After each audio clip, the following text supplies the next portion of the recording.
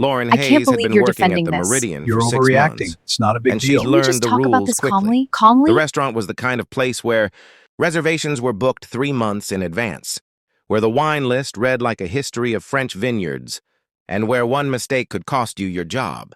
At 26, with dark hair, she kept in a neat bun and the kind of composed demeanor that came from years of service work. Lauren had mastered the art of being invisible. She moved through the dining room like a shadow, anticipating needs before guests voiced them, clearing plates without disrupting conversation, pouring wine with practiced precision. She knew which tables belonged to old money and which to new. She knew which guests tipped well and which complained about everything. And she absolutely knew, to stay away from table 12 when the Ashford family was dining.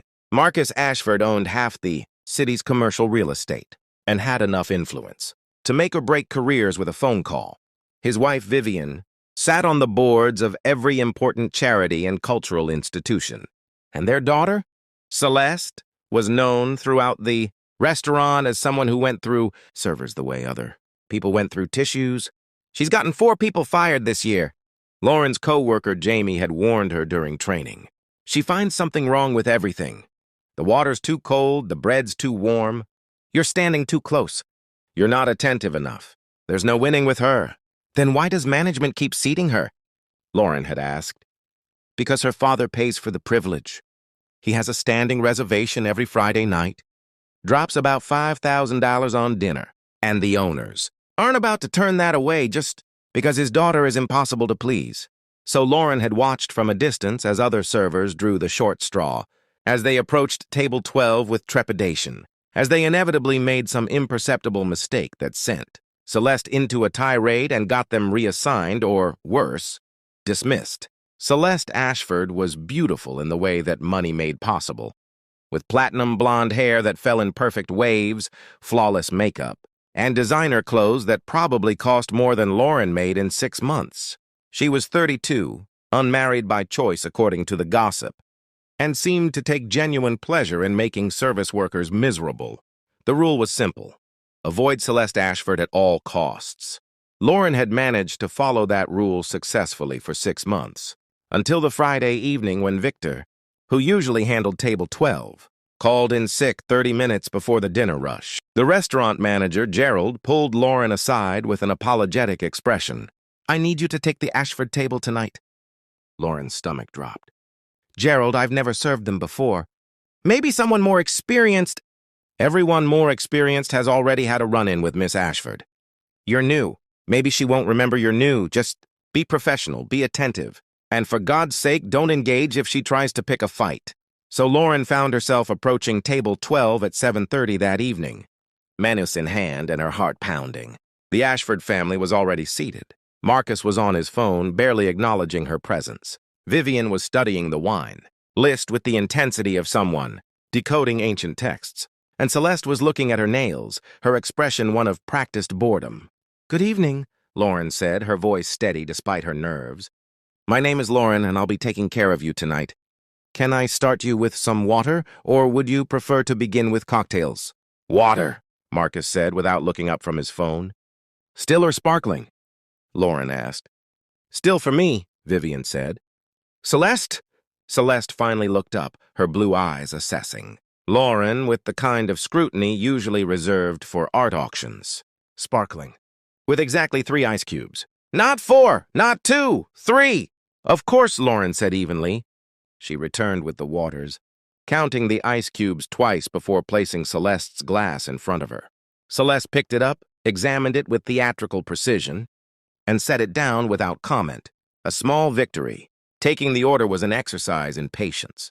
Marcus wanted the steak, medium rare, but not too rare. Vivian wanted the salmon, but with the sauce on the side, extra vegetables instead of the potato.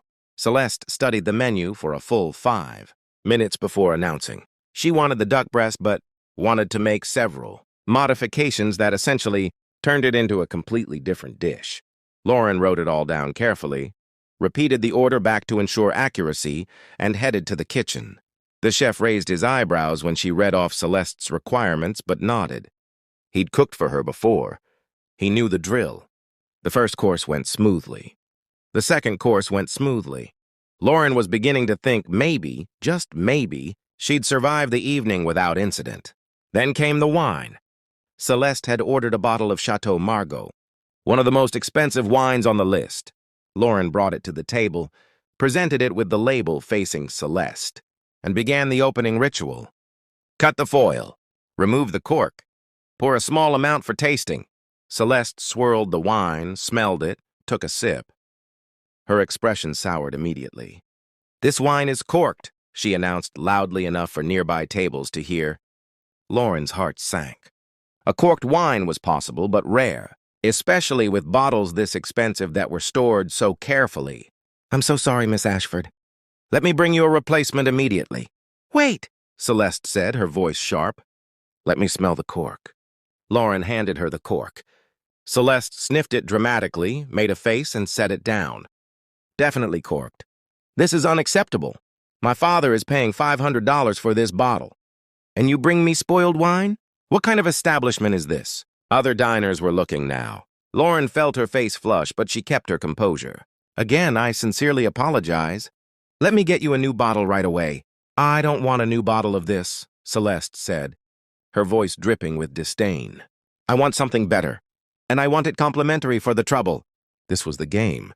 Lauren had seen it played before with other servers and other tables. Create a problem, escalate it, demand compensation.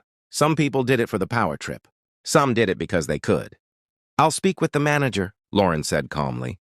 "Yes, you do that," Celeste said, waving her hand dismissively. Lauren walked back to the service station, her mind racing. Gerald appeared beside her immediately, having witnessed the scene. "What does she want?" "A better bottle, complimentary." Gerald sighed. "Of course she does. Fine, give her the Chateau Latour 2009. That's an $800 bottle. Tell her it's with our compliments and apologies." Lauren returned to the table with the new bottle, presented it, went through the opening ritual again. This time Celeste tasted it, paused, and gave a small nod of approval. "Better," she said, "though it should have been right the first time." Lauren said nothing, just poured the wine for the table and stepped back to a respectful distance. The main course arrived, plated beautifully by the chef who'd somehow managed to make Celeste's impossible modifications look elegant. Lauren set the plates down carefully, describing each dish. "Enjoy your meal," she said. "Wait," Celeste said. Lauren turned back. "This isn't what I ordered." Lauren's mind went blank for a moment. She'd written down the order exactly. She'd repeated it back. She'd given it to the kitchen precisely as Celeste had specified. "I'm sorry, Miss Ashford. This is the duck breast with the modifications you requested. I said I wanted the vegetables on the side, not incorporated into the dish." Lauren was certain that wasn't what Celeste had said. She'd said she wanted the root vegetables instead of the potatoes, but nothing about them being served separately. But arguing with a guest, especially this guest, was career suicide. "I'll have the chef prepare it again," Lauren said quietly. "Don't bother," Celeste said, picking up her fork. "I'll eat it, but I expect this taken off the bill." "Of course." Lauren walked away, her hands shaking slightly. She'd dealt with difficult customers before, but there was something particularly cruel about Celeste's approach. It wasn't just about getting free food or exercising power. It felt personal, as if Celeste enjoyed watching people squirm. The dinner continued in this fashion. Celeste found fault with something. During each course while her parents ate in, oblivious silence, Marcus still glued to his phone, and Vivian, making polite conversation with other diners at nearby tables. By the time dessert arrived, Lauren was exhausted. She set down the creme brulee that Celeste had ordered, the caramelized sugar on top perfectly golden and crackling. "This is burnt," Celeste said immediately, not even tasting it. That was it. That was the moment when something inside Lauren snapped. She'd been polite. She'd been accommodating. She'd accepted blame for things that weren't her fault and had bent over backward to make this woman happy. And it was never going to be enough because Celeste Ashford didn't want to be happy. She wanted to make other people miserable. "Actually," Lauren said, her voice still professional but with an edge that hadn't been there before, "it's not burnt. Creme brulee is supposed to have a caramelized sugar top. That's what makes it creme brulee. The contrast between the crispy caramel and the smooth. Custard underneath is the entire point of the dish. The table went silent. Marcus looked up from his phone for the first time all evening. Vivian's mouth fell open slightly, and Celeste stared at Lauren with an expression of absolute shock. "Excuse me?" Celeste said, her voice dangerous. Lauren knew she should stop. She knew she should apologize, get Gerald, smooth things over. But something in her refused to back down. "I'm simply explaining that the dish is prepared correctly," Lauren continued. "If you don't like creme brulee, that's certainly your preference, and I'm happy to bring you something else. But there's nothing wrong with this dessert. The chef has been making it the same way for 20 years, and it's one of our most popular items. Are you actually arguing with me?" Celeste's voice was rising now. "Do you know who I am?" "I do," Lauren said calmly. "You're a customer, a valued customer. But you're also someone who has complained about every single thing I've brought to this table tonight, and I have to wonder if perhaps the problem isn't the food or the service. Perhaps the problem is that nothing will ever meet your standards, because meeting your standards would mean you couldn't complain, and complaining seems to be what brings you joy."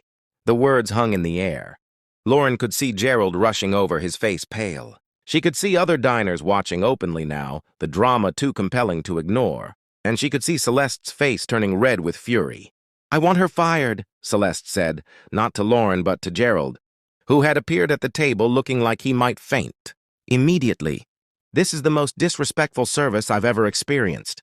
My father pays good money to eat here, and we deserve better than being insulted by some waitress." Gerald was already stammering apologies, already reaching for Lauren's arm to pull her away. But before he could, Marcus Ashford spoke for the second time that evening. "No." Everyone turned to look at him. He'd set down his phone and was looking directly at his daughter.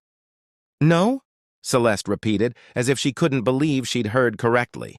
"No, I'm not going to get this young woman fired," Marcus said calmly. He looked at Lauren. "What's your name again?" "Lauren Hayes, sir." "Lauren just did something that people have been too afraid to do for years. She told you the truth. And you know what, Celeste? She's absolutely right." Celeste's face went from red to white. "Dad..." "Be quiet," Marcus said, and there was steel in his voice now. "I'm going to finish. Lauren, you're right. My daughter does complain about everything. She's been doing it since she was a child. And we've enabled it because it was easier than dealing with her tantrums. We've taught her that her money means she doesn't have to treat people with respect, and that was wrong of us." Vivian was staring at her husband as if he'd grown a second head. Celeste looked like she might cry or explode. Lauren couldn't tell which. Marcus continued, speaking to his daughter now. "You're 32 years old, Celeste. You have an MBA from Harvard. You're smart, capable, and instead of using those gifts, you spend your time terrorizing restaurant staff and complaining about ice cubes. Do you know how disappointed your grandmother would be?" The mention of Celeste's grandmother seemed to hit a nerve. Lauren saw something flicker across Celeste's face, something that looked almost like shame. "Your grandmother came from nothing," Marcus said more gently. "She worked 3 jobs to put me through school. She taught me that how you treat people who can't fight back says everything about your character. And Celeste, your character is showing, and it's not pretty." The restaurant was utterly silent now. Even the kitchen noise seemed to have stopped. Gerald stood frozen, clearly not knowing what to do. Marcus turned to Lauren. "I apologize for my daughter's behavior. You've provided excellent service despite her making it nearly impossible. Please bring the check, add a 30% gratuity for yourself. And I'd like to speak with the owner before I leave." "Of course, sir," Lauren managed to say. As she walked away on shaking legs, she heard Celeste's voice, small and wounded. "Dad, I can't believe you humiliated me like that." And Marcus's response, quiet but firm. "You humiliated yourself, sweetheart. I just made sure you knew it." Lauren brought the check, her hands trembling slightly. She'd just survived something that should have ended her career. But somehow it hadn't. Marcus signed the receipt, adding exactly what he'd promised. And as the Ashford family prepared to leave, Celeste did something unexpected.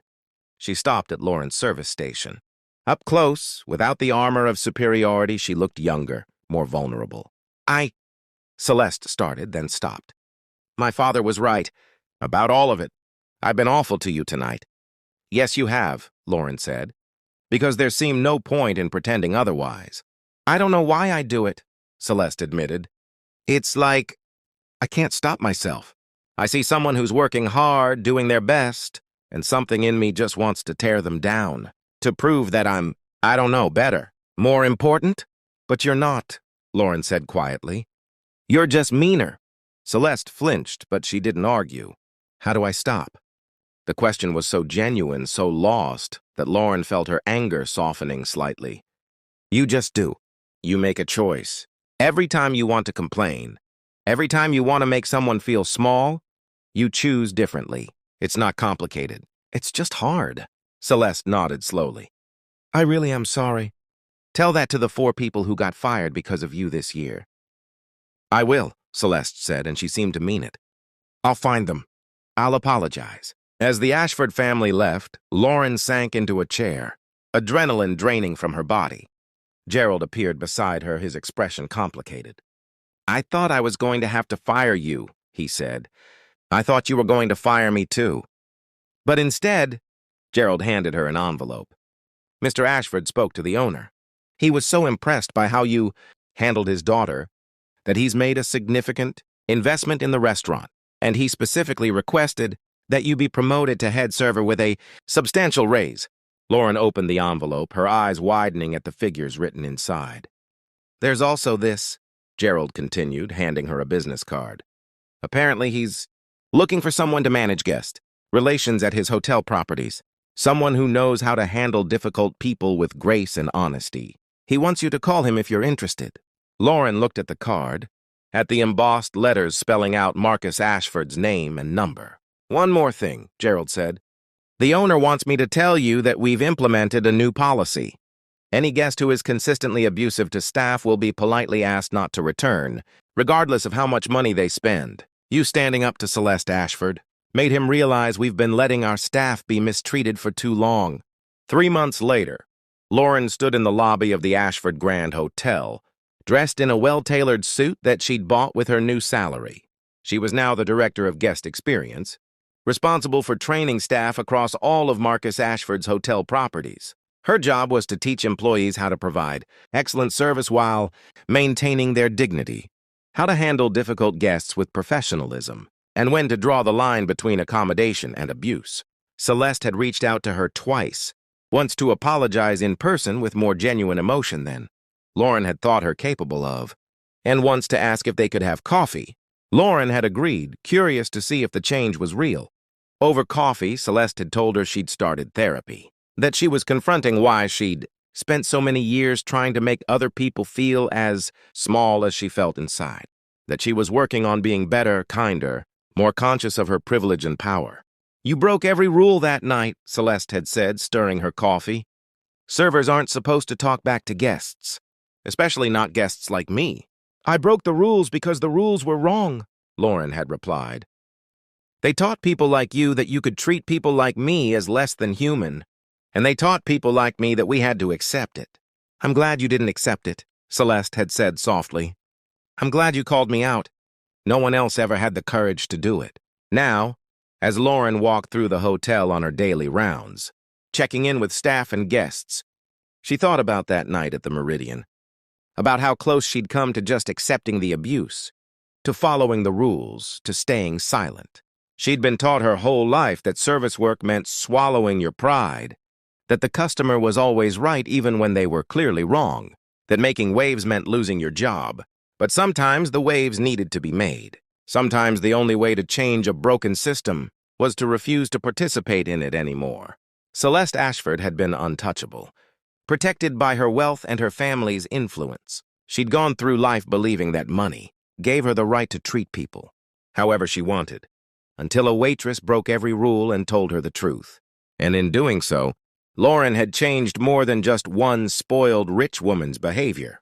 She'd changed her own life, proven that dignity matters more than fear, that standing up for yourself is sometimes the most important thing you can do. The rules had said Celeste Ashford was untouchable. Lauren had learned something better. Nobody is untouchable when faced with the simple, powerful act of someone refusing to be diminished. And that lesson was worth more than any tip, any promotion, any success. It was woe.